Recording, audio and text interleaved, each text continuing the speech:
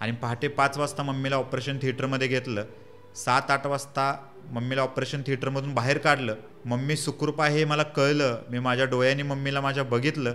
केंद्रावरती गेलो आणि तिथे जाऊन मी माझा बोर्डाचा इंग्लिशचा पेपर दिला. कॉलेजची फीज आमच्या 7,000 रुपये होती आणि बोर्डाचा फॉर्म भरायचा होता आणि मी कॉलेजची फीज भरली नव्हती म्हणून मला कॉलेजमधून काढून टाकण्यात आलं. त्या कॉस्मॉस बँकेच्या ATM वरती मी सिक्युरिटी गार्डचा जॉब करत असो. रात्री 8 ते सकाळी 8 12 तास मी जॉब करायचो. सकाळी 8 वाजता मी प्रॅक्टिकलला कॉलेजमध्ये जायचो आणि प्रॅक्टिकल संपल्यानंतर मग मी मेसला जेवण करून रूमवरती येऊन 2 तास झोप आणि त्याच्यानंतर मी क्रिकेटची प्रॅक्टिस. ज्या घटनेने मी पूर्णपणे खचून गेलो, जिथे माझी लायकी काढली गेली, जिथे माझा दम किती बघितला गेला, जिथे माझ्या भावनेशी खेळलं गेलं, जिथे माझ्या अस्तित्वावरती प्रश्नचिन्ह उपस्थित केला गेला आणि त्या फेजमध्ये माझ्या आयुष्याने मला प्रश्न विचारला की रोहित पाटील तू आहेस तरी कोण? आज जो तुमच्या समोर रोहित पाटील बसलाय ना, याला 10वीला 57%, 12वीला 43%, ग्रॅज्युएशनला फर्स्ट इयरला एअर डाऊन आणि मुक्त विद्यापीठातून डिग्री पास असणारा मी मुलगा आहे. आज एक IT सेक्टरमध्ये काम करणारा मुलगा वर्षाला जेवढं त्याला पॅकेज असतं तेवढे मी महिन्याला कमवतो. नमस्कार, मी रोहित पाटील. हा व्हिडिओ खरं तर मी 10वी-12वीमध्ये कमी मार्क्स पडलेली जे मुलं असतील, जी मुलं नापास झाली असतील त्या मुलांसाठी बनवत आहे. पण माझी अशी विनंती असेल की हा व्हिडिओ सर्वांनीच पाहावा, जेणेकरून या व्हिडिओमधून तुम्हाला माझ्याबद्दल थोड्याशा गोष्टी समजतील. आज खरं तर पहिल्यांदाच मी माझ्या आयुष्यातील 70% भाग हा रिव्हील करतो आहे. त्याचं कारण असं की गेल्या काही दिवसांमध्ये 10वी-12वीचा निकाल लागला आणि या निकालामध्ये बऱ्याच जणांना अपयश आलं, काही जणांना यश आलं, काही जण नापास झाले, काही जणांना कमी मार्क्स पडले आणि या सगळ्यामध्ये काही लोकांनी, काही मुलांनी काहीतरी वेगळं करून घेण्याचा प्रयत्न केला. त्या सर्व खचलेल्या मित्रांनी हा व्हिडिओ नक्की बघा आणि खास करून त्यांच्या पालकांनी पण बघावा, कारण या व्हिडिओच्या शेवटी मी पालकांना पण काही गोष्टी सांगतो ज्या पालकांनी खरं तर आवर्जून लक्षात ठेवाव्या असं मला प्रामाणिकपणे वाटतं. या व्हिडिओच्या सुरुवातीला मला 2 गोष्टींचा आभार मानायचा आहे. पहिली गोष्ट म्हणजे माझे जे हितचिंतक त्यांनी मला इतकं मोठं केलं आहे आणि दुसरं म्हणजे माझी आई, ज्या आईमुळे मी आज इथे बसलो आहे. आणि तिसरं म्हणजे माझा भूतकाळ जो इतका वेदनादायी आहे आणि कदाचित त्या भूतकाळामुळेच मला आज एवढं स्ट्रॉंग बनवलं आहे आणि मी तुमच्यासमोर आज बसलो आहे. मी माझ्या आयुष्यातील 70% भाग रिव्हील करतो आहे. हा करत असताना मी माझ्या कौटुंबिक आयुष्याबद्दल फारसं बोलणार नाही आहे. त्याचं कारण असं आहे की माझा पास्ट खूप वेदनादायी आहे, जो मी तुम्हाला सांगणार नाही आहे, कारण मला एकतर कॅमेरासमोर रडायला येईल आणि दुसरं म्हणजे मला माझ्या परिस्थितीचं भांडवल करून कुठल्याही प्रकारची सहानुभूती मिळवायची नाही आहे. कारण स्ट्रगल आणि प्रॉब्लेम्स हे प्रत्येकाच्या आयुष्यामध्ये असतात, त्याला मी काही अपवाद आहे असं मला वाटत नाही आहे. व्हिडिओ सुरू करण्यापूर्वीच मी पालकांना आणि विद्यार्थ्यांना एक विनंती करतो, जी मुलं डिग्रीच्या शेवटच्या वर्षाला आहेत, जे मुलं IT मध्ये जॉब सर्च करत आहेत, ज्या पालकांची मुलं IT मध्ये जाण्यासाठी इच्छुक आहेत, त्या सर्व मुलांनी आणि त्या सर्व पालकांना एक सुवर्णसंधी आहे. स्क्रीनवरती मी नंबर दिलेला आहे संदीप भुतारे सरांचा. येस इन्फोटेक या नावाने ते एक सॉफ्टवेअर ट्रेनिंग सेंटर चालवतात पुण्यामध्ये. त्यांना कॉल करा आणि रेफरन्स देताना हक्काने सांगा की रोहित सरांचा मी भाऊ बोलतोय किंवा रोहित सरांची मी बहीण बोलते. ते जॉबसाठी तुम्हाला 100% मदत करतील. 100% प्लेसमेंट आहे त्यांच्या ट्रेनिंग सेंटरमध्ये.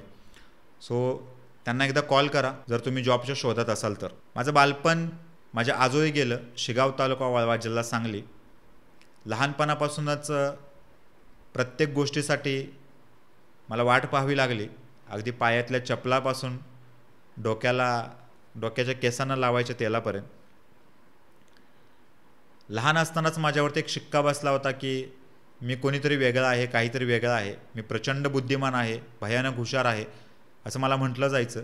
आणि कदाचित त्यामुळेच वयाच्या 4थ्या वर्षी मला पहिलीमध्ये घालण्यात आलं, जे खरं तर नियमाला धरून नव्हतं, पण त्यावेळी चालायचं. एक नारळ दिला की मुलाचं ॲडमिशन होऊन जायचं. पहिली, दुसरी, तिसरी अगदी व्यवस्थित झाली. 4थीला असताना स्कॉलरशिपला चांगले मार्क्स पडले. मी प्रचंड बुद्धिमान होतो. माझ्या आयुष्यातील दुसऱ्या गुरु, ज्या माझ्या शिंदेबाई आम्ही त्यांना म्हणायचो, आज त्या हयात नाही आहेत, त्या मला 4थीला असताना 7वीच्या मुलांचे पेपर तपासायला मला बोलवायच्या. 4थीला असताना मी 8वी-9वीच्या मुलांची गणितं सोडवायचो. 4थीला असताना ज्या 8वी-9वीच्या मुलांना ज्या गोष्टी जमत नाहीत त्या मी करत होतो. त्याच्यामुळे माझ्यावरती एक ठपका पडला होता की मी खूप बुद्धिमान आहे, मी खूप हुशार आहे. 4थीला जिल्हा परिषद शाळेतून मी 4थी पास झालो आणि 5वीला असताना शाळेची निवड चुकली. त्या शाळेचं मी आवर्जून नाव घ्यायचं टाळतो, कारण कुठेही मला त्या शाळेला गालबोट लागलेलं मला पर्सनली आवडणार नाही. पण दुर्दैवाने मला त्या हायस्कूलमध्ये गेल्यानंतर 5वीला असतानाच कॉपी करायची सवय लागली. त्याला कुठेतरी कारणीभूत शिक्षकसुद्धा होते, कारण 5वीच्या मुलाला चांगलं आणि वाईट काही कळत नसतं. अशा वेळी शिक्षकांनी खऱ्या अर्थाने सांगायचं असतं काय चुकीचं काय बरोबर. पण दुर्दैवाने शिक्षकांनी सुद्धा ह्या गोष्टी त्यावेळी पाठीशी घातल्या होत्या. 5वी 6वी 7वी आत्ता 8वीला स्कॉलरशिप असते, आमच्या वेळी 7वीला असायची. 4थीमध्ये स्कॉलरशिप चांगल्या मार्काने उत्तीर्ण होणारा मी 7वी स्कॉलरशिपमध्ये नापास झालो. त्याचं कारण एकच होतं की आजूबाजूचं असणारं सराउंडिंग. 8वी 9वी 10वी झाली. 10वीला मला 57.43% 57.53% मार्क्स मिळाले. 10वी नंतर खऱ्या अर्थाने माझी स्ट्रगल जर्नी सुरू झाली, कारण एवढ्या कमी टक्केवारीला 11वीला सायन्सला कुठेच ॲडमिशन मिळत नव्हतं. आणि आपल्या आईवडिलांनी पहिल्यापासून बाऊ केलेलं आहे. आईवडिलांनी, सोसायटीने, आपल्या समाजाने की 10वी 12वी म्हणजे सर्वस्व असतं, 10वी 12वी म्हणजे टर्निंग पॉईंट असतो. त्यामुळे 10वी 12वीची गरजेपेक्षा जास्त हाईप करून ठेवलेली आहे. त्याला मी सुद्धा बळी पडलो. 10वीला कमी मार्क्स असल्यामुळे मला बोलणं पडलं, सगळ्या गोष्टी झाल्या. त्यावेळी बऱ्याच गोष्टी घडून गेल्या. मला सायन्स करायचं होतं, पण दुर्दैवाने 11वीला ॲडमिशन मला कुठे चांगल्या कॉलेजला मिळत नव्हतं, कारण मला तेवढी टक्केवारी नव्हती. म्हणून मग मी अशा कॉलेजमध्ये ॲडमिशन घेतलं ज्या कॉलेजची आमची सायन्सची दुसरीच बॅच होती, जे कॉलेज नॉन ग्रँटेबल होतं, ज्या कॉलेजमधल्या शिक्षकांना पगार दिला जात नव्हता. विद्यार्थ्यांच्याकडून फीस स्वरूपात पैसे घ्यायचे आणि त्या शिक्षकांचा पगार दिला जायचा. अशा कॉलेजमध्ये 11वीला मी ॲडमिशन घेतलं. 11वीला कधीकधी 2-2 महिने मी कॉलेजला जायचो नाही. त्याचं कारण एकच होतं की पास काढायला माझ्याकडे 80 रुपये नसायचे. याच वेळी मला काम करायची सवय लागली. मग कधी घराच्या बांधकामाचे खड्डे उकरायला जायचं, कधी वीटभट्टीमध्ये विटा तयार करायला जायचं, कधी गौंड्याच्या हाताखाली काम, तर कधी सेंटरिंगवाल्याच्या हाताखाली काम. असं करत करत मी 11वी झाली. 11वी पास झालो. आता 12वीचं वर्ष होतं, जे आयुष्यातील खूप महत्त्वाचं वर्ष मानलं जातं. 12वीला असताना कॉलेजची फीज आमच्या 7,000 रुपये होती आणि बोर्डाचा फॉर्म भरायचा होता आणि मी कॉलेजची फीज भरली नव्हती, म्हणून मला कॉलेजमधून काढून टाकण्यात आलं. आष्टा या ठिकाणी थोटे डेअरी आहे, जे कोणी सांगली जिल्ह्यातील असतील त्यांना माहिती असेल. त्या डेअरीमध्ये मी 2 महिने कामाला गेलो. मला दिवसाला 200 रुपये त्यावेळी पगार होता. तिथून मी पैसे साठवले, तिथून मी पैसे घेतले आणि बोर्डाचा माझा कॉलेजची फीज भरली 7,000 रुपये आणि त्याच्यानंतर माझा बोर्डाचा फॉर्म भरला गेला.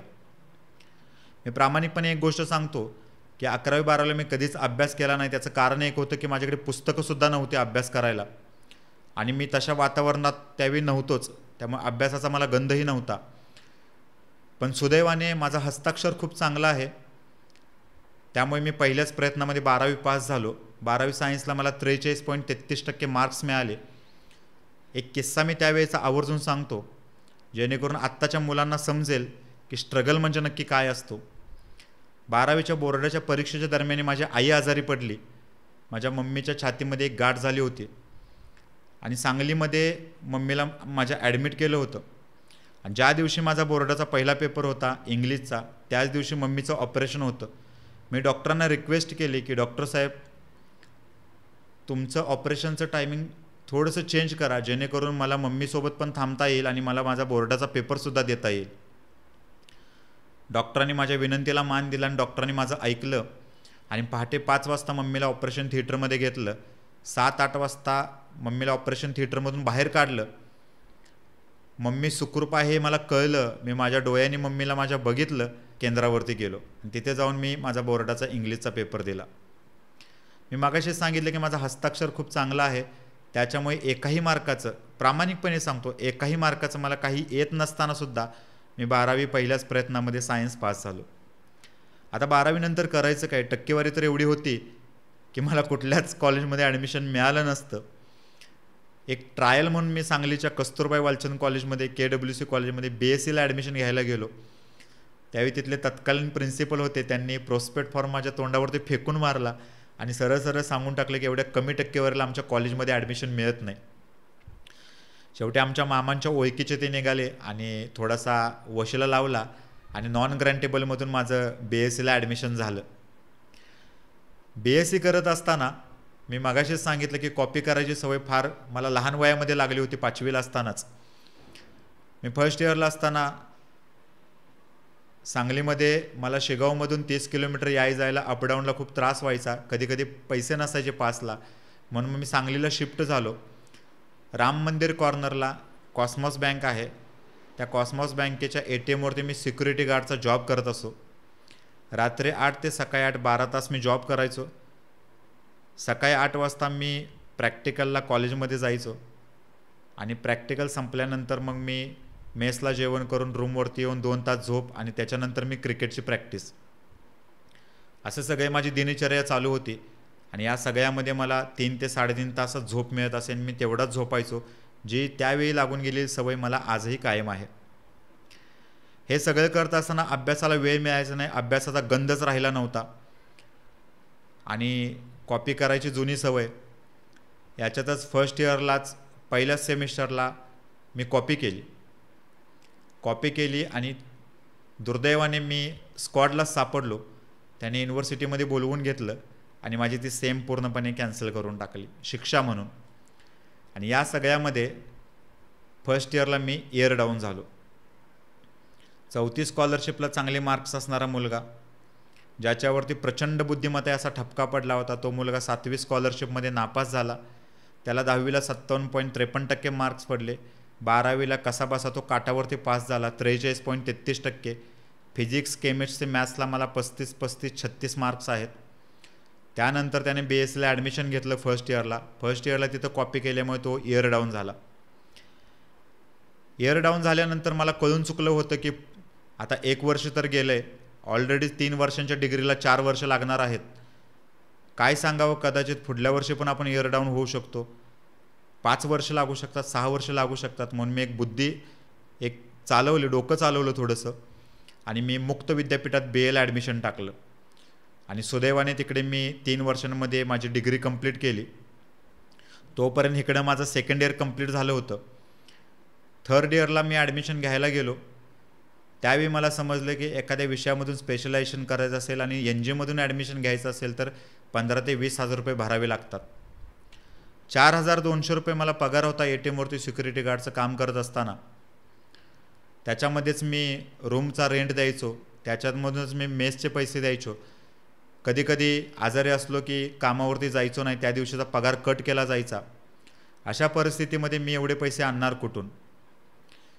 मेसला ज्या दिवशी सुट्टी असेल त्या दिवशी उपाशीसुद्धा झोपलेलो आहे मी. हा काय मोठेपणा नाही आहे, पण पैसे नसायचे, परिस्थिती तशी होती.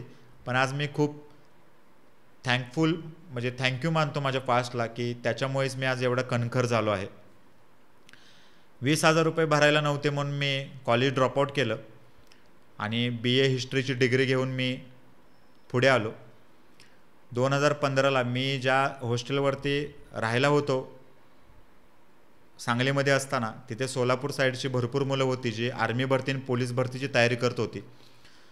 त्यांच्यामुळे मला कुठेतरी स्पर्धा परीक्षेचा थोडीशी आवड निर्माण झाली. मग मी जेव्हा ATMवरती तिथे खुर्चीमध्ये जाऊन बसायचो त्यावेळी मी पुस्तक किंवा पेपर वगैरे वाचायचो, मला सवय लागली होती थोडीशी. 2014ला मी एक आर्मी भरती दिली, तिथे माझं काही झालं नाही. 2015ला मी सहज पुणे पोलीसला उतरलो. प्रॅक्टिस करायचो क्रिकेटची, मला क्रिकेटर व्हायचं होतं. मला घरातून मी पळून जाण्याचा पण प्रयत्न केला होता. माझा मित्र आहे निलेश, त्याने आमदार निवासचं मला एक लेटर आणून दिलं होतं. 15 दिवस माझी मुंबईमध्ये राहायची सुद्धा व्यवस्था केली होती. डेमार्टमधून मी बॅग खरेदी केली होती, डॉक्टरांकडून गोळ्यासुद्धा घेतल्या होत्या. आजारी पडलो तर तिथं आपल्याला बघायचं कोणी, आणि सगळं घेऊन मी क्रिकेटर व्हायसाठी मी मुंबईला चाललो होतो. भारतातील प्रत्येक कुटुंबातील प्रत्येक घरातील मुलाला वाटतं आपण क्रिकेटर व्हावं, मला पण तसं वाटत होतं. तो सुद्धा मी प्रयत्न करून बघितला, पण एका चांगल्या माणसाच्या सल्ल्यानुसार मी थांबलो, ते कायमचा थांबलोच. या क्रिकेटच्या प्रॅक्टिसमुळे माझं फिजिकल चांगलं होतं, त्यामुळे मला पुणे पोलीसला चांगले मार्क्स पडले पोलीस भरतीला. आणि रिझनिंग आणि मॅथ्स ऑलरेडीच चांगलं असल्यामुळे मला चांगले मार्क्स पडले. लेखीलासुद्धा थोड्या मार्कात पोलीस भरतीची माझी पोस्ट केली. मग मी विचार केला की मी काहीच न करता जर मला एवढा मी मेरिटला घासत असेन तर मग जर अभ्यास केलो तर सहज मी पोलीस वगैरे होऊ शकतो. म्हणून मी एक 6 महिने पोलीस भरतीचा अभ्यास केला. पण मला माझ्या मित्रांनी सांगितलं की तू पोलीस नको हो, तू PSIसाठी ट्राय कर, तू खूप हुशार आहेस आणि होऊन जाशील. 2016ला मी इस्लामपूरमध्ये एका अकॅडमीमध्ये MPSCचा क्लास लावला. त्या अकॅडमीचं नाव मी मुद्दाम घेणार नाही का त्या अकॅडमीने हजारो मुलांच्या आयुष्याची वाट लावलेली आहे. मी आज जाहीररित्या हे बोलतो कारण मी कोणाला घाबरत नाही आहे. कित्येक मुलं DYSP DC लेवलची होती, पण त्या अकॅडमीने राख रांगोळी केली मुलांची. त्याला कारण एकच होतं की चुकीच्या पद्धतीचं मार्गदर्शन, आणि चुकीच्या पद्धतीच्या मार्गदर्शनामुळे आजही त्या अकॅडमीची 35-36 वर्षांची मुलंसुद्धा लायब्ररीमध्ये बसून अभ्यास करत आहेत. जी मुलं 10 वर्षांपूर्वीच क्लास 1 ऑफिसरसुद्धा झाले असते जर त्यांना चांगल्या पद्धतीचं मार्गदर्शन मिळालं असतं तर. याला मी सुद्धा बळी ठरलो. 2 वर्ष माझी तिथेच गेली त्या अकॅडमीमध्ये. जेवढं मला आउटपुट निघायला पाहिजे होतं तेवढं माझं निघालं नाही. त्याच्यानंतर मी 2018 उजाडलं, जे माझ्या आयुष्यातील सर्वात वाईट वर्ष म्हणेन मी. वाईट पण वर्ष म्हणेन त्याला मी, चांगलं वर्ष पण म्हणेन, आणि माझ्या आयुष्याचं टर्निंग वर्ष पण मी म्हणेन. MPSCची माझी एक्झाम होती आणि एक्झामच्या 19 दिवस पुढे एक्झाम असताना माझ्या आयुष्यामध्ये एक घटना घडली, ज्या घटनेने मी पूर्णपणे खचून गेलो. जिथे माझी लायकी काढली गेली, जिथे माझा दम किती बघितला गेला, जिथे माझ्या भावनेशी खेळलं गेलं, जिथे माझ्या अस्तित्वावरती प्रश्नचिन्ह उपस्थित केला गेला. आणि त्या फेजमध्ये माझ्या आयुष्याने मला प्रश्न विचारला की रोहित पाटील, तू आहेस तरी कोण? काय आहे तुझी लायकी? काय आहे तुझं अस्तित्व? तू आहेस तरी कोण? असा प्रश्नचिन्ह उपस्थित केला गेला. मराठीमध्ये खूप छान वाक्य आहे की स्वाभिमानाला ठेच लागल्याशिवाय इतिहास घडत नाही. त्या पद्धतीनेच माझ्या स्वाभिमानाला ठेच लागली होती जेव्हा मला समोरून विचारलं गेलं की तुझी लायकी काय आहे. ही गोष्ट मी पॉझिटिव्हली घेतली आणि माझ्या हितचिंतकांना, माझ्या वहिनींना हा चांगला किस्सा माहिती आहे.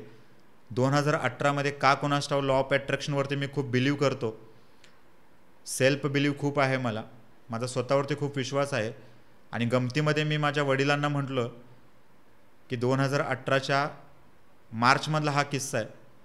म्हणले की आज माझ्या आयुष्यामध्ये बॅड पॅच आहे. एक दिवस अशी सिच्युएशन येईल की जी लोक मला सोडून गेलेत, ज्या लोकांनी माझी लायकी काढली, ज्या लोकांनी माझा दम काढला आहे, ज्या लोकांनी माझ्या अस्तित्वावरती प्रश्नचिन्ह उपस्थित केलं आहे, त्या सगळ्यांना मी माझ्या पायाजवळ उभा करेन. आणि आज कदाचित त्या स्टेजला मी आहे ज्या स्टेजला ती लोक आज माझ्याशी बोलण्यासाठी तरसत आहेत. पण आज माझ्याकडे त्या लोकांसाठी एका सेकंदाचा सुद्धा वेळ नाही आहे. या सगळ्या सिच्युएशनमध्ये मी डिप्रेशनमध्ये गेलो. ही अशी गोष्ट होती जी मी कोणाला सांगू शकत नव्हतो. माझ्या जवळच्या लोकांनी मला सावरलं. त्याच्याबरोबर 4 महिन्यानंतर शेतातील काम करत असताना विहिरीमध्ये मी 25-30 फुटांवरून पडलो आणि तिथे माझ्या पायाला दुखापत झाली, जिथे मी 20-25 दिवस घरामध्ये झोपून होतो. हे बाळांनो, आवर्जून मी तुम्हाला गोष्टी सांगतो की ह्या सगळ्या गोष्टी माझ्या एक्झामच्या तोंडावरती घडल्या होत्या. आणि या सगळ्यामध्ये मी पीकला होतो अभ्यासामध्ये, जिथे मला म्हटलं जायचं की मी महाराष्ट्रात पहिला येऊ शकतो. तिथे माझं पूर्णपणे वर्ष कोलॅप्स झालं होतं. माझ्या पुढे मला काही समजत नव्हतं काय करायचं काय नाही ते. 2019ला पुन्हा पेटून उठलो, पुन्हा अभ्यास केला, प्रिलिमला चांगला स्कोर आला. पण मी ठरवलं की इथे थांबायचं नाही आहे आणि मी 2019च्या मार्चमध्ये मी पुण्याला शिफ्ट झालो. मी जेव्हा पुण्याला शिफ्ट झालो तेव्हा जो प्रश्न मला सांगलीमध्ये पडला होता तोच प्रश्न मला पुण्यामध्ये पडला की तू पुण्याला आलायस पण सर्वाय करणार कसा? तू मुख्य परीक्षेची तुला तयारी पण करायची आहे, तुला क्लासेस पण करायचे आहेत, पण खाणार काय? भाडे कशाने भरणार? रूम रेंट कशाने भरणार तू? त्यावेळी मी एक डिसिजन घेतला आणि मी झोमॅटोला डिलिव्हरी बॉयचं काम चालू केलं. रात्री 7 ते दुसऱ्या दिवशी पहाटे 5 पर्यंत मी 10 तास झोमॅटोला डिलिव्हरी बॉयचं काम करायचो. पहाटे 5 नंतर मी रूमवरती जायचो. मी फक्त 2च तास झोपायचो, 5 ते 7. 7 वाजता झोपेतून उठायचो, झोप पूर्ण झालेली नसायची. 7ला झोपेतून उठायचं, आवरायचं आणि 8 वाजता गणेश कड सरांचा क्लास करायला मी सदाशिव पेठेत जायचो. 8 ते 10 माझा क्लास असायचा. 10 वाजल्यानंतर परत मी रूमवर यायचो, थोडा वेळ स्टडी करणार, त्याच्यानंतर जेवण करून मी झोपायचो. त्याच्यानंतर परत 4 वाजता माझा यशवंत सोलाट सरांचा मराठी व्याकरणाचा मी क्लास करायचो आणि त्याच्यानंतर परत क्लास करून घाईने यायचं आणि परत 7 वाजता झोमॅटोला डिलिव्हरी बॉयचं काम. असा माझा पुण्यातला प्रवास चालू झाला. या सगळ्यामध्ये मला अपेक्षित वेळ मिळाला नाही मुख्य परीक्षेची तयारी करायला आणि दुर्दैवीरित्या मी मुख्य परीक्षा नापास झालो. 2020च्या परीक्षेचं टाईम टेबल आलं आणि 2020ला मार्चमध्ये कोरोना आला. पुण्यात राहून उपयोग नव्हता कारण पुण्यामध्ये खर्च खूप होता, म्हणून मग मी कोल्हापूरला शिफ्ट झालो. थोडेफार माझ्याकडे सेविंग्स होते. कोल्हापूरमध्ये रूम रेंट पण कमी होता, मेसचे पण रेंट कमी होते, त्याच्यामुळे मी कोल्हापूरमध्ये स्टडी करण्याचा निर्णय घेतला. दुर्दैवाने 2020ला स्पर्धा परीक्षेचा MPSCचा पेपरच झाला नाही कोरोनामुळे. 2021 उजाडलं. 21च्या ऑगस्टपर्यंतसुद्धा पेपर झाला नाही. फायनली 2 वर्षांनंतर 4 सप्टेंबर 2021ला पेपर झाला. मला चांगले मार्क्स पडले होते, पण मी ठरवलं होतं की कोल्हापूरमध्ये राहून मी मुख्य नाही करू शकत, मला परत पुण्याला जावं लागेल. मी पुण्याला आलो. पुण्याला आल्यानंतर मी लॉचा क्लास लावला उत्तम पवार सरांकडे आणि मी मुख्य परीक्षेची तयारी करायला लागलो. दुर्दैवाने त्यावेळी आयोगाने काही 4-5 प्रश्नांची उत्तरे चुकीची दिली होती. ती प्रश्न चेंज होऊन यायच्या बदल्यात ते प्रश्नच आयोगाने कॅन्सल केले. त्याच्यामध्ये माझा प्रिलिमचा रिझल्ट गेला आणि त्याच्यानंतर मी ठरवलं, वाढत चाललेलं वय, आयुष्यात असणारी जबाबदारी, परिस्थितीची जाणीव, या सगळ्यांचा कुठेतरी मी टायमिंग साधलं आणि मी थांबण्याचा निर्णय घेतला. जेव्हा मी थांबण्याचा निर्णय घेतला तेव्हा खऱ्या अर्थानं माझे हितचिंतक असतील, माझे जवळचे मित्र असतील, त्यांना खूप त्रास झाला. काही मित्र माझे रडले, म्हणजे रोहित अभ्यास बंद करू नको, तुला आम्ही DYSP म्हणून बघतोय, तुला आम्ही डेप्युटी कलेक्टर म्हणून बघतोय, तू तेवढा डिझर्विंग आहेस, तेवढा तुझा अभ्यास आहे, अरे तुझ्याच मार्गदर्शनाखाली आम्ही अभ्यास करतोय. पण मला थांबायचं होतं. मला इथे एक गोष्ट आवर्जून सांगेन की आयुष्यामध्ये कधीही धाडसी निर्णय घ्यायला मागे पुढे बघत जाऊ नका, पण तो धाडसी निर्णय घ्यायच्या अगोदर तेवढा स्वतःवरती विश्वास असला पाहिजे. माझा स्वतःवरती पहिल्यापासून प्रचंड विश्वास आहे. मला माहिती होतं की मी जरी थांबलो तर मी काही ना काही करणार पुढे जाऊन. मी भावनिक न होता प्रॅक्टिकल विचार केला आणि मी त्यावेळी थांबलो. या सगळ्या प्रवासामध्ये मला जरी स्पर्धा परीक्षेमध्ये अपयश आलं असलं तर कधीही मला आज कोणी असं म्हणत नाही आहे की तू हुशार नव्हतास म्हणून तू नापास झालास किंवा तुला यश मिळालं नाही. सगळेजण मला हेच बोलतात की तुझी वेळ चुकीची होती. कारण ज्यांना मी मार्गदर्शन करायचो ते आज माझे कित्येक मित्र प्रशासनामध्ये काम करत आहेत, अगदी तलाठी ग्रामसेवकपासून डेप्युटी कलेक्टरपर्यंत. त्यामुळे असं मी कधीच नाही म्हणणार की मी डिझर्विंग नव्हतो, फक्त माझी वेळ आणि माझं टायमिंग चुकीचं होतं. आणि जे झालं ते चांगलं झालं. कदाचित मी आज सरकारी नोकरदार नाही आहे म्हणून आज मी तुमच्यासमोर बसलो आहे. कारण भगवद्गीतेमध्ये श्रीकृष्णानं सांगितलं की जे होतं ते चांगल्यासाठीच होतं, फक्त त्यातून पॉझिटिव्ह अर्थ काढता आला पाहिजे आणि मी त्याच गोष्टींचं अनुकरण करतो आहे. स्पर्धा परीक्षेमध्ये मी थांबलो, पण थांबल्यानंतर सगळ्यात मोठा प्रश्न आता उपस्थित राहिला होता की आता पुढे करायचं काय. 2020मध्ये कोल्हापूरमध्ये असताना मला एक स्टार प्रवाहाला सिरियल करण्याची संधी मिळाली, दख्खनचा राजा ज्योतिबा नावाने. अगदी माझे छोटे छोटे रोल्स होते ते मी केले, पण त्यानिमित्ताने मला फिल्म इंडस्ट्री जवळून पाहता आली. अनेक माझे चांगले त्या इंडस्ट्रीमध्ये मित्र झाले, अनेक चांगली लोकं माझ्या आयुष्यामध्ये आली. 2018मध्ये काही हक्काची माणसे सोडून गेली आणि खरं तर ती सोडून गेली म्हणूनच आज मी एवढा सक्सेसफुल आहे असं मी समजतो. मला माझे जवळचे मित्र म्हणायचे की तुझं बोलणं खूप चांगलं आहे, तुझं भाषेवर खूप चांगलं प्रभुत्व आहे, तू एखादी गोष्ट खूप चांगल्या प्रकारे समजून सांगू शकतोस. आणि त्यांचा सल्ला मी ऐकला आणि असाच एक रँडमली मी व्हिडिओ बनवला आणि मी सोशल मीडियावरती टाकला. तो खूप व्हायरल झाला. तो व्हायरल झाल्यानंतर मला समजलं की मी हे करू शकतो आणि मी मोटिवेशनल स्पीकर म्हणून तरुणांना मार्गदर्शन करायला चालू केलं. हे करत असताना मी कधीच माझ्या फायनान्शियल गोष्टींकडे लक्ष दिलं नाही, तिकडे दुर्लक्ष केलं, कारण तेवढं मला त्यावेळी महत्त्वाचं वाटत नव्हतं. मी समाजकार्य खूप मोठ्या प्रमाणात करत गेलो, खास करून फेसबुकवरून, आणि साधारणतः 1.5 ते 2 वर्षांमध्ये जवळपास 50,000पेक्षा जास्त मुलामुलींना मी डिप्रेशनमधून बाहेर काढलं. अनेक मुलांना आयुष्याचं बरं वाईट करण्यापासून वाचवलं आणि या सगळ्यांमुळे मी महाराष्ट्राच्या कानाकोपऱ्यात पोचलो. अनेक लोकांच्या मी मनामध्ये किंवा हृदयामध्ये स्थान निर्माण केलं. अनेक रात्री अपरात्री मुलामुलींना मदत केली, कधी स्वतःच्या जीवाची पर्वा नाही केली. माझ्या कामाला जे जवळून ओळखतात त्यांना माहिती आहे की मी कुठल्या लेवलपर्यंत काम केलं आहे. या सगळ्या फेजमध्ये सरकारी अधिकाऱ्यांसोबतसुद्धा मी वाद घातले, चुकीचे काम करणाऱ्या लोकांसोबतसुद्धा वाद घातले, पोलिसांसोबतसुद्धा माझे कित्येक वेळा भांडणे झाली. माझ्यावरती 5-6 वेळा गुन्हे दाखल करण्याचा प्रयत्न करण्यात आला. ते सुद्धा मी लोकांसाठी केलं आणि या सगळ्यामुळेच कुठेतरी त्यांच्या आशीर्वादामुळेच मी आज इथे आहे. हे मी कधीच नाही विसरू शकत. 2 वर्ष झाल्यानंतर आयुष्यामध्ये एक असा किस्सा घडला जिथे मला पैशांची खूप नितांत गरज पडली आणि त्यावेळी मला कळून चुकलं की रोहित, लोकांच्या अडचणी सोडवून पोट भरणार नाही आहे. पहिला तू फायनान्शियल स्टेबल हो आणि त्याच्यानंतर लोकांसाठी कर जे करायचं आहे ते. पण मला लहानपणापासूनच सगळ्यांसाठी करायची आवड आहे. 2021च्या बड्डेलासुद्धा मी 2 मुलं दत्तक घेतली होती. भविष्यामध्ये 100 मुलं दत्तक घेण्याचा माझा प्लॅन आहे किंवा माझं ते स्वप्न आहे आणि ते मी पूर्ण करेनच. जेव्हा मी 2019ला पुण्यामध्ये आलो, झोमॅटोला डिलिव्हरी बॉयचं काम करत होतो, तेव्हा अनेक वेळा मला मान मिळाला, सन्मान मिळाला. काही ठिकाणी माझा अपमान करण्यात आला. 5-5 किलोमीटर दूर गेल्यानंतर मला 25 रुपये मिळायचे. कधीकधी पावसामध्ये भिजत रात्री अपरात्री ऑर्डर टाकायला लागायची आणि असं करून मी जवळपास 22-23 हजार रुपये साठवले होते. एक सोलापूरचा मुलगा आहे माझ्या आयुष्यामध्ये, एक मित्र म्हणून आला. 4 दिवस चांगलं माझ्याशी बोलला. मी त्याच्या चांगल्या बोलण्याला भाळलो आणि त्याने त्याच्या आईचं कारण सांगितलं आणि त्याला मी ते पैसे देऊन टाकले मदतरूपी. दुर्दैवाने त्या पैशांसहित तो 2019ला गायब झाला.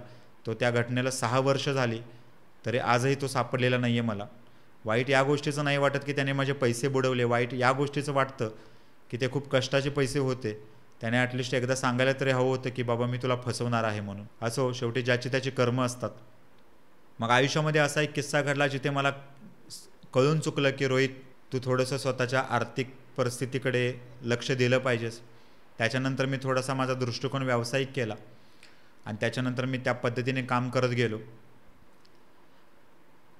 पुण्यामध्ये असताना मी नळ स्टॉपला राहायचो. 2023ची गोष्ट आहे, 22-23ची. त्यावेळी मला 2,500 रुपये रेंट होता, जो मला भरायला माझ्याकडे पैसे नसायचे. माझा खूप चांगला मित्र आहे. आम्ही फक्त जन्म 2 वेगवेगळ्या आईंच्या पोटी घेतलेला आहे, पण तो माझा भाऊच आहे. त्याने मला खूप जपलं आहे. त्याचं नाव मला आवर्जून घ्यावंसं वाटेल. आनंद आमचा, जो आज सेंट्रल गव्हर्नमेंटमध्ये जॉब करतो आहे मुंबईला, त्याने खूप मला जपलं. मग ते फायनान्शियल असेल किंवा मला मानसिक जो आधार दिला त्याने, तो खूप दिला. तो मला आजही म्हणतो की रोहित पाटीलला पुढे घडणाऱ्या सगळ्या गोष्टी अगोदरच कशा काय कळतात, कारण त्याने माझी जर्नी खूप जवळून बघितलेली आहे. मी ज्या ज्या गोष्टी ठरवलेल्या आहेत की हे मला करायचं आहे, हे मला माझ्या आयुष्यात आणायचं आहे, त्या सगळ्या गोष्टी माझ्या आयुष्यात घडत गेलेल्या आहेत. त्याने मला खूप जपलं. त्यावेळी मला 2,500 रुपये रेंट भरायला नसायचा. आज बरोबर 2 वर्षानंतर मी 30,000 रुपयाचा रेंट देऊन पुण्यासारख्या ठिकाणी 2 BHK फ्लॅट घेऊन राहतो आहे आणि मला 30,000 रुपये द्यायलासुद्धा परवडतात.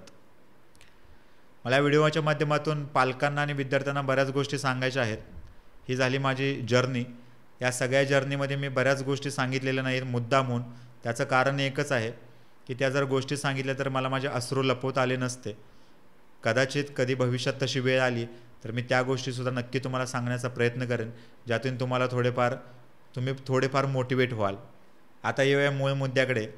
या देशामध्ये, या जगामध्ये जेवढे मोठी लोक आहेत ना, त्या सगळ्या लोकांचा तुम्ही अभ्यास करून बघा. त्यातील 95% लोक तुम्हाला असे दिसतील ज्यांना 10वी-12वीला कमी मार्क्स पडले आहेत किंवा जे 10वी-12वी नापास झालेले आहेत किंवा जे जास्त शिकलेले नाही आहेत. एक गोष्ट मी सांगतो ती आवर्जून लक्षात ठेवा. अभ्यासात हुशार असणारी माणसं तितकी व्यवहारामध्ये हुशार नसतात आणि हे जग पूर्णपणे व्यवहारावरती चालतं. त्यामुळे कमी मार्क्स पडले, नापास झालो म्हणून खचून जाऊ नका. ज्यांना कमी मार्क्स पडलेत, जे नापास झालेत, त्यांनीच इतिहास घडवलेला आहे आणि अशी लाखो उदाहरणं तुम्हाला देता येतील. मी माझ्या आयुष्यात MPSCच्या पिरियडमध्ये वाचली असतील तेवढीच पुस्तके. मी पुस्तके फार कमी वाचली आहेत, पण मी माझ्या आयुष्यामध्ये माणसे खूप वाचले आहेत. आज मी जो काही तुमच्यासमोर आहे तो अनुभवाने घडलेलो आहे. त्यामुळे अभ्यास म्हणजे सर्व काही, शिक्षण म्हणजे सर्व काही असं नाही आहे. शिक्षण हा तुमच्या आयुष्याचा एक भाग आहे. ते सोडून पण बऱ्याच गोष्टी आयुष्यामध्ये महत्त्वाच्या आहेत. चांगल्या मित्रांची संगत करा. मी स्वतःला भाग्यवान समजतो की माझ्या आयुष्याच्या प्रत्येक टप्प्यावरती मला चांगली लोकं आणि चांगले मित्र भेटत गेले. मग माझा लहान भाऊ अजिंक्य असेल, आनंद असेल किंवा मग निलेश दादा असेल, असे बऱ्याच जणांची नावं घेता येतील. त्यामुळे मित्रांची संगत ही नेहमी चांगली असली पाहिजे, लक्षात ठेवा. चांगल्या मित्रांची संगत करा, कारण संगतीवरतीच तुमचं भविष्य ठरत असतं. मी स्वतःला आज प्राऊड फील करतो की घरातून 10 ते 12 वर्ष झाले मी बाहेर असून सुद्धा कुठल्याही गोष्टींचं मला व्यसन नाही आहे. त्याला कारण एकच आहे की परिस्थितीची असणारी जाणीव, जबाबदारीचं असणारं भान, माझ्या आईचे संस्कार आणि माझे मला भेटत गेलेले चांगले मित्र, याच्यामुळे मला कुठल्याही प्रकारचं व्यसन नाही. त्यामुळे आयुष्यात कधीच कुठलं व्यसन लावून घेऊ नका, असं मी कळकळीची तुम्हाला विनंती करतो.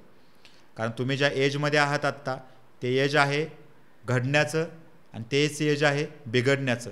त्यामुळे काय करायचं ते तुम्ही ठरवा. आज सोशल मीडियावरती कित्येक मुलं व्यक्त होत असतात की आमची लग्न ठरत नाहीत. मी नेहमी सांगत असतो, तुम्ही परिस्थितीला आणि तुम्ही कुटुंबाला दोष देणं बंद करा. लग्न का ठरत नाही त्याला कुठेतरी तुम्हीसुद्धा, मान्य आहे की मुलींच्या अपेक्षा वाढलेल्या आहेत, मुलींच्या आईवडिलांच्या सुद्धा अपेक्षा वाढलेल्या आहेत, पण याला कुठेतरी तुम्हीसुद्धा कारणीभूत आहात. तुमच्याच एजच्या काही मुलांचे लग्न का होत आहेत त्याचा थोडासा अभ्यास करा आणि नंतर हा प्रश्न उपस्थित करा. आज मला कोणीसुद्धा शिक्षण माझं विचारत नाही की तू किती शिकला आहेस म्हणून, कोणीच नाही विचारत. आज मला कित्येक स्थळं येतात, रोज मला कोणी ना कोणी मुलगी लग्नासाठी विचारत असते किंवा मुलींचे पालक विचारत असतात. मग मुलींचे वडील, मुलींचा भाऊ, मुलींचा चुलता की रोहित सर माझी मुलगी द्यायची आहे, माझी पुतणी द्यायची आहे, माझ्या बहिणीचं लग्न करायचं आहे आणि तुमचं लग्नाचं बघायचं चालू असेल तर तुमच्यासाठी ते स्थळ बघूया का म्हणून. त्यामुळे एक गोष्ट आवर्जून सांगतो की 10वी-12वीचं मार्क्स असतात, याचा पुढे कुठेही काही संबंध नसतो. एक स्टेज तुमच्या आयुष्यामध्ये अशी येते की जिथे तुम्हाला 10वीला किती मार्क्स होते, 12वीला किती मार्क्स होते हे कुणीही तुम्हाला विचारत नाही आणि तुम्ही सांगितलं किंवा कमी मार्क्स असले तरी त्याचा काही फरक पडत नाही. त्यामुळे 10वी-12वीच्या मार्कावरती तुमचं पुढे जाऊन अस्तित्व आहे अशातला भाग नाही आहे.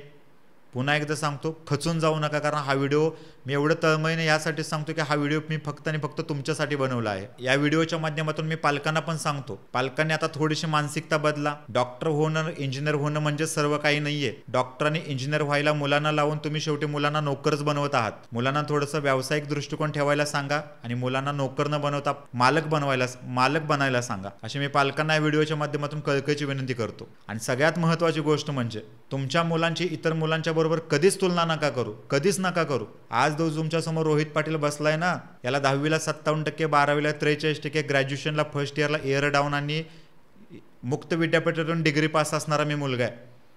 आज एक IT सेक्टरमध्ये काम करणारा मुलगा, वर्षाला जेवढं त्याला पॅकेज असतं तेवढे मी महिन्याला कमवतो. हे मी आवर्जून ह्यासाठी सांगतोय की शिक्षण म्हणजे सर्व काही नाहीये. शिक्षणाच्या पलीकडे पण जाऊन बऱ्याच गोष्टी असतात. आज 17, 18, 19, 20व्या वर्षीसुद्धा मुलं करोडपती होतात, तर त्यांचा थोडासा अभ्यास करा. 17, 18 वर्ष कुठली डिग्री तुम्हाला मिळत नाही.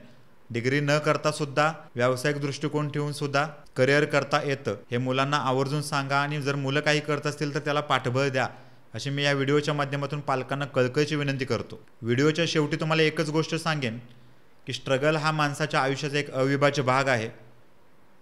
तो तुमच्याही आयुष्यात असेल, माझ्याही आयुष्यात होता. या भूतलावरली एकही व्यक्ती अशी नाही की ज्या व्यक्तीला स्ट्रगल बघावा लागलेला नाही आहे किंवा ज्या व्यक्तीच्या आयुष्यामध्ये अपडाऊन्स आलेले नाही आहेत. त्यामुळे लक्षात ठेवा, जेवढी परिस्थिती गंभीर तेवढंच आपण कणखर बनतो आणि तेवढंच आपण स्ट्रॉंग बनतो. त्यामुळे काही आपल्या आयुष्यामध्ये वाईट घडलं किंवा काही बिकट परिस्थिती आपल्या आयुष्यामध्ये आली किंवा स्ट्रगल करावा लागला तर त्याला पॉझिटिव्हली घ्या, कारण तोच तुमचा पुढे जाऊन स्ट्रॉंग पॉईंट ठरतो. याचे एक उत्तम उदाहरण म्हणजे तुमच्या समोर बसलेला मी.